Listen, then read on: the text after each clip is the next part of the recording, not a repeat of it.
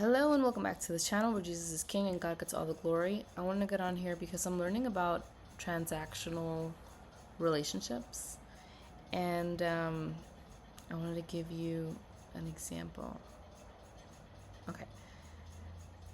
Even in romantic relationships, transactional dynamics can emerge, such as one partner expecting the other to fulfill certain roles or responsibilities in exchange for a relationship. So basically, if you don't do what I expect you to do, then I don't really want to do it. The benefits are that you're when you're goal oriented, this is cool. But when life is lifing, when life is lifing, this don't make no sense because you don't know. Okay, so it says, what does it mean if a relationship is transactional? A transactional relationship is one in which each person agrees to do something for the other. In that sense, it's like a business transaction. For example, a couple could get married if one partner promised money to the other and the other promised social status. Now I'm wondering, do I have any transactional relationships? What is my relationship with God transactional? Am I exchanging my faith and my worship for his promises? Ooh, doesn't sound so good. That kind of like hurts my that hurts my heart. I have to be mindful of that. So yesterday I got hit by a bus, emotional bus, right?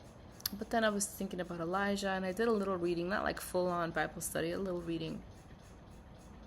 And today I haven't done anything. I haven't even worshipped or anything like that. Like, excuse me, I'm really tired. It's 8:30.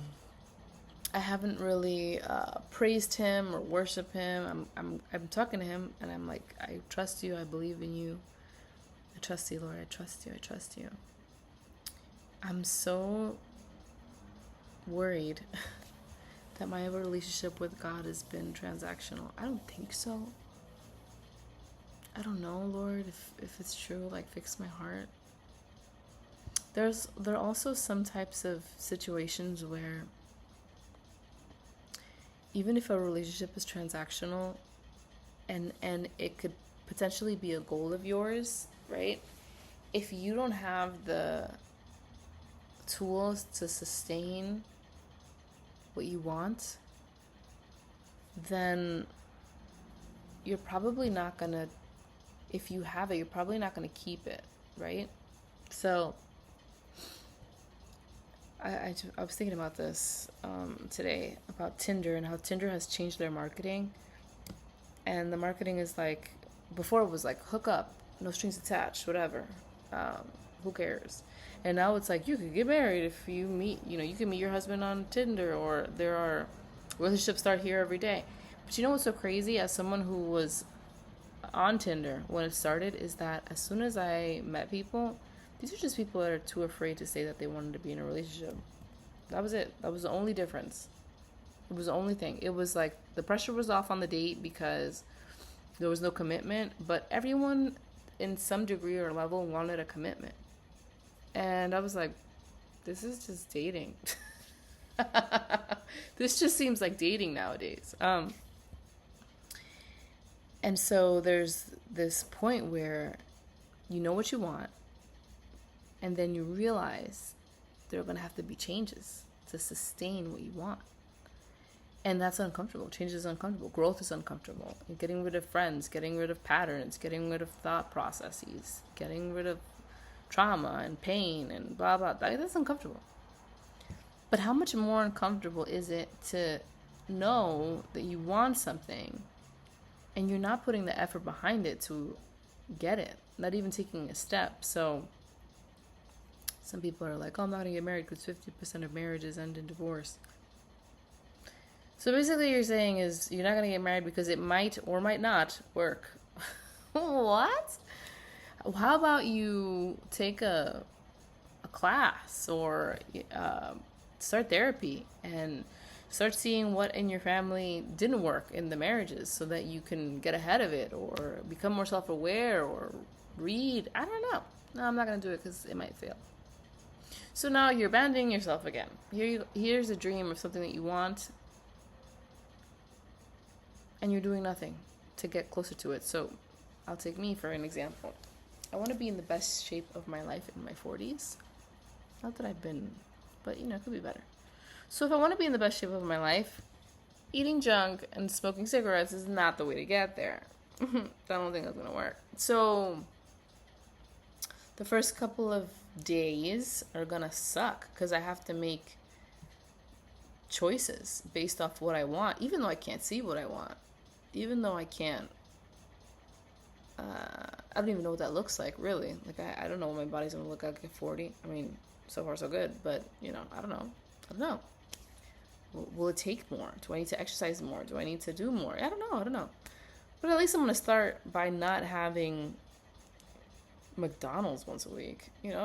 That just seems like but then the stakes are going to get higher. So now I'm going to plateau there, right? I'm going to plateau it. I'm not having McDonald's at all. I'm not having a lot of processed sugar. I've cut out candy or, chocolate bars. That's my thing. I don't like candy. I like chocolate. And then my body's going to get to where it's going to get to. And then I might be like, well, now I think I need to work out.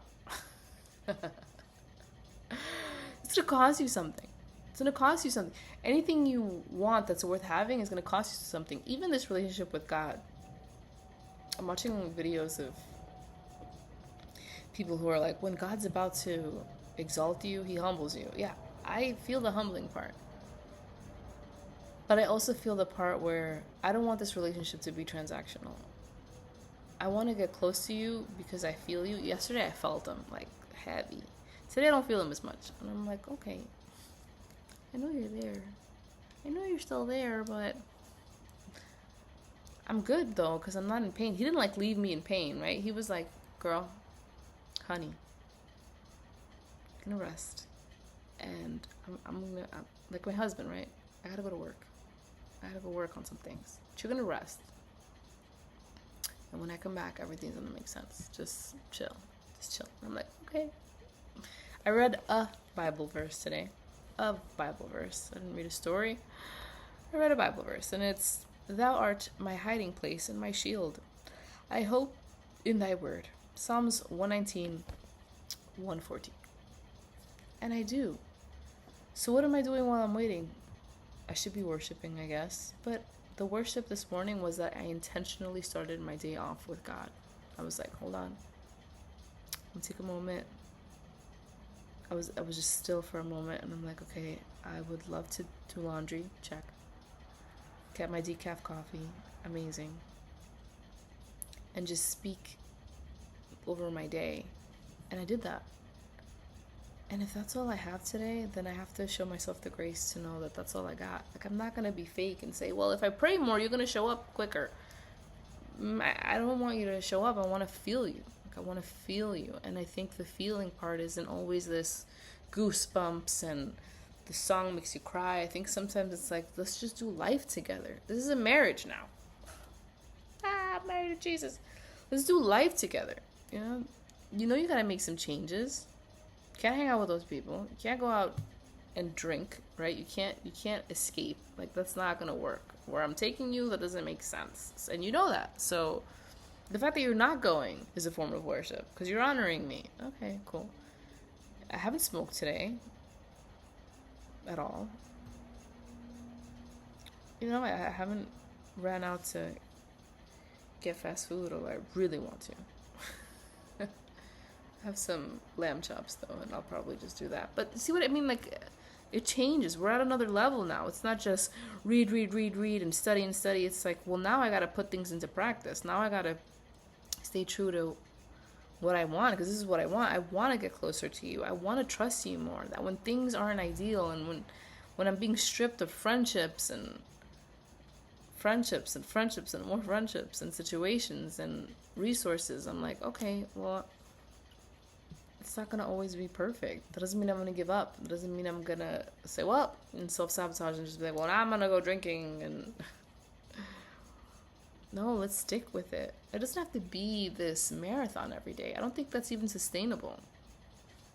Some people got it, you know. Some people can war in the spirit. Like I can do it.